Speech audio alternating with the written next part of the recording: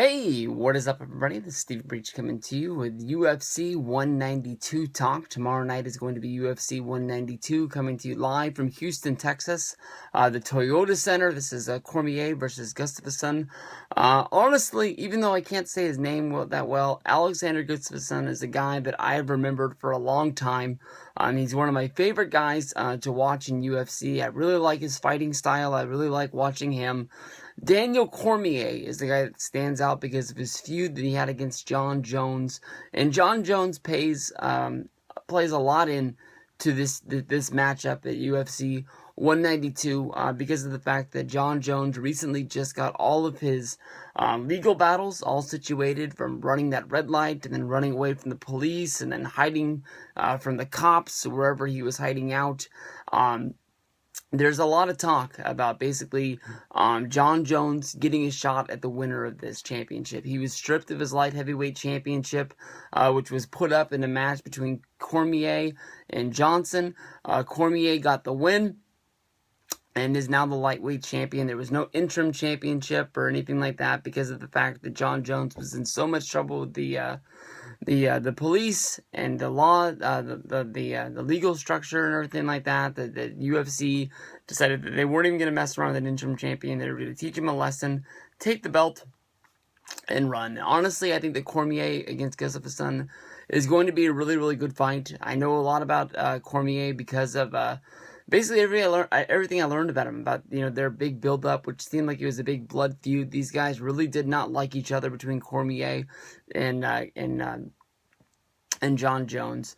They talked a lot of trash on all of the UFC talk shows, and every time you got a camera in one of their face, they basically were saying they didn't like each other. They drove the hype train. They made tons of money on that fight. Jon Jones ended up getting the win, and I think Jon Jones, if he came back and he fought Cormier again, would get the win over this guy again. I think that Jon Jones is going to get back into fighting style, and basically I think that Jon Jones is going to become the fighter that he once was in the past. But Gustafsson, I love his story because of the fact that you basically he was training. He came into UFC. He was a young rookie. He had one fight under his belt. He went and fought against, I believe, Phil Davis, and Phil Davis choked the guy out. And basically, Alexander Gustafsson went to Phil Davis, and he went to his camp and basically said, "I want you to teach me everything you know because I want to be one of the greatest fighters in UFC history." And from at that point, the two of them became friends, and they started rolling around. They started training together, and Gustafsson learned from his loss to push himself to become one of the top fighters in UFC. Basically, Gustafsson, he's at a point in his career, I guess you can say. He lost to Jon Jones at UFC 165, which was back in 2013. At least he lost that fight by decision. This was picked as the fight of the year. So even though you have a loss in this fight, you can put that in your belt and you can push back to getting another championship down the road.